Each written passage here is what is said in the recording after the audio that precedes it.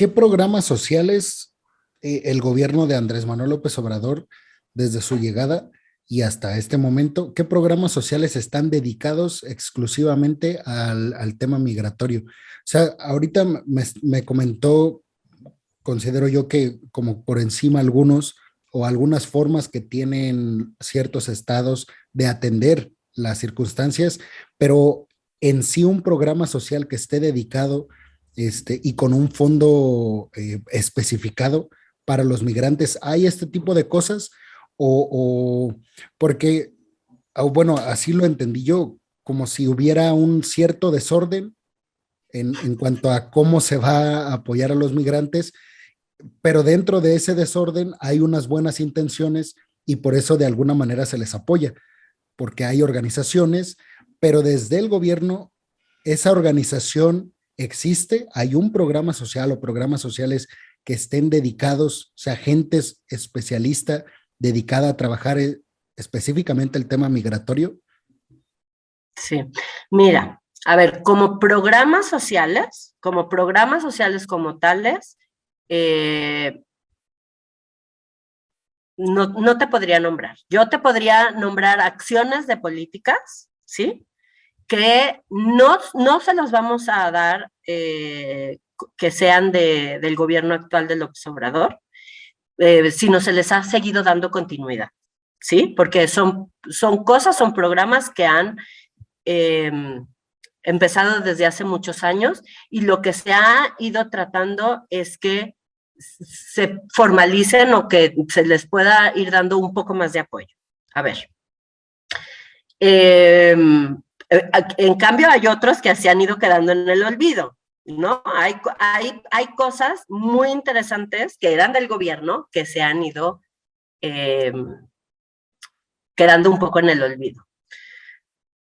A ver, se ha tratado en el tema de refugiados, se ha tratado de dar más apoyo a la institución, que es la Comar, para que pueda atender el tema de las solicitudes y poder hacer las gestiones para sacar los reconocimientos a las personas refugiadas.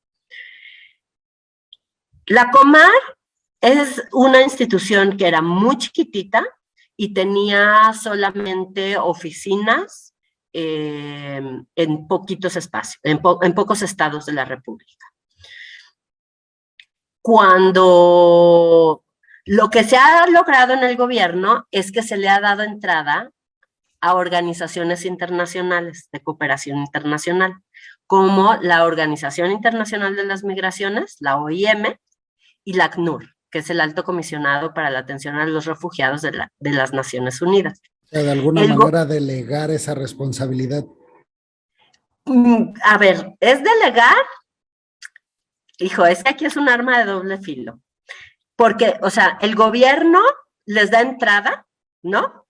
Para que les ayuden a hacerse más fuertes a sus instituciones. O sea, la OIM trabaja directamente con el Instituto Nacional de Migración y con la Unidad de Política Migratoria. O sea, ahí está, o sea, está en gobernación, ¿va? Y ACNUR ha dado muchísimos recursos para que la Comar pueda tener representación en otros lugares. Por ejemplo, el caso de Guadalajara, en Jalisco, ¿sí? O sea, la Comar llega a Jalisco porque hay un trabajo súper fuerte del ACNUR a que llegue. El tema, por ejemplo, la OIM ha ayudado a diferentes oficinas en el ayuntamiento, en los ayuntamientos, en diversos ayuntamientos, para tener ventanillas de atención de migrantes. Con el objetivo de que la migración se dé de una manera ordenada. Ordenada y obviamente bajo el respeto de derechos humanos, ¿no? Y entonces capacitan a las personas, ¿no? Estos dos organismos capacitan a las personas según sus proyectos y logran dar un poco más de fuerza a estas instituciones. Entonces, eso Eso se ha dejado. Sin embargo, estamos hablando, o sea, era necesario para México que estas instituciones fueran creciendo y se fueran haciendo más fuertes, obviamente, para poder tener más capacidad de atender, ¿no?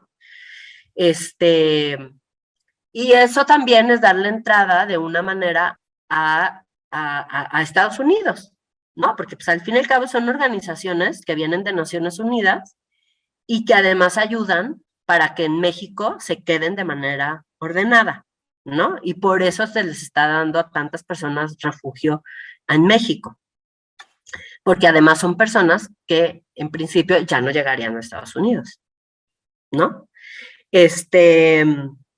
Entonces, hoy en día la estrategia del gobierno en el sur es dejar pasar los menos posibles, ayudarnos con estas organizaciones internacionales o ONGs y después que sea lo que tenga que ser. Sí, sí es pasar los menos posibles, darles las tarjetas de visitante por razones humanitarias y ayudarles a los que tienen expediente para solicitar la condición de refugiado, se les da acceso. Y eso les ayuda a ACNUR junto con la Comar, porque la Comar es la que da, ¿no? Este estatus. Pero ACNUR ayuda a todos los trámites y además les da ayudas económicas para que puedan subsistir en los diferentes lugares. Ahora, ACNUR lo tenemos en diferentes partes del estado, que es una ayuda buenísima, porque si no fuera también por ACNUR, ¿no? Tendríamos a todas estas personas sin capacidad de poder hacer sus reconocimientos. No es que lo quiera criticar, pero pues sí hay que decir que son una estrategia de contención. O sea, sí acaba siendo una estrategia de contención aquí en México y México lo ha permitido, que no está mal, porque México necesitaba esa parte, la capacidad, ¿no? O sea, necesitaba esas capacidades. Sin embargo, eso ayuda para que nos sigan el camino que todos quieren. Porque tú entrevistas a las personas y las personas te dicen siempre, mi objetivo era llegar a Estados Unidos. Y a la fecha te dicen, sí, yo ya tengo el reconocimiento de la condición de refugiado y mi objetivo sigue siendo Estados Unidos. Y México es por mientras. Hay algunos que te dicen, no, sí, yo ya vi que México es menos peligroso, menos riesgoso y me voy a quedar en México, ¿no? Y además hay trabajo, o sea, sí lo reconocen. O sea, por eso te digo que el tema de que si hay, que si no hay, que si los pueblos, son diferentes niveles de análisis y de comprensión de lo que es el Estado mexicano. Entonces sí hay, o sea, sí tenemos posibilidades de atender. Ahora, desde todo el tema de quédate en México, ¿no? Que es, pues México ha ayudado a esta contención de mexicanos en frontera para que pidan sus asilos a Estados Unidos desde México, ¿no? Ha habido otros proyectos que se han dejado de apoyar y eso me llama mucho la atención. Por ejemplo, no sé si tú conoces lo que son los grupos betas. Los No, grupos beta, ¿no? Los grupos beta nacieron, no estoy 100% segura, no sé si fue a finales de los 80 o en los 90, no me voy a acordar. Y son un grupo del Instituto Nacional de Migración que se puso en la frontera norte para hacer recorridos por toda la frontera, para ver cuando los mexicanos, yo creo que fue a finales de los 90, y ver si había mexicanos que estaban tratando de cruzar a Estados Unidos y que tenían necesidad, o sea, que tenían problemas, ¿no? En el desierto, en diferentes lugares. Y entonces hacían recorridos para ir a buscar personas que tuvieran algún tipo de necesidad. Les ponen todavía, les ponen barriles de agua, ¿no? Por si tuvieran algún problema, necesidad, etcétera. A la fecha, esos grupos beta, a principios de los años 2000, se generaron otros grupos y se fueron a la frontera sur, ¿no? Para ayudar no solamente mexicanos, sino también centroamericanos. Digamos que es como, es un brazo muy amable del Instituto Nacional de Migración, que su función es la ayuda humanitaria a las personas que están con algún riesgo, ¿no? De su vida. Muy interesante, muy interesante esa labor. Y yo siempre los he reconocido y además son personalidades de veras, es gente, o sea, que está totalmente comprometida, ¿no? Con esta ayuda, ¿no? En las fronteras. Y ese es por ejemplo, un programa que se ha desprotegido muchísimo. Y a mí me da muchísima pena, ¿no? O sea, ahorita estamos haciendo viajes con el proyecto de investigación y me tocó ir a conocer, bueno, no, ya lo conocía, hace 8 años los conocí en Nogales, al grupo Beta, de los de Nogales, y se veía, ¿no? O sea, mucha acción y tienen sus jeeps para salir al desierto y todo, o sea, están bien. ¿Quiénes son fondeados ellos? Son del Instituto Nacional de Migración. Ok. Ajá, sí, sí, sí, sí. Y fíjate, y eso fue una iniciativa con el Colegio de la Frontera Norte, que el Colegio de la Frontera Norte empezó a presionar al gobierno mexicano de decir, no podemos dejar morir a nuestros ciudadanos. Entonces, o sea, Instituto Nacional de Migración, tienes que hacer algo. Entonces aparecen estos grupos, y aparecen estos grupos beta, que eran 6, creo, en la frontera cuando nacieron.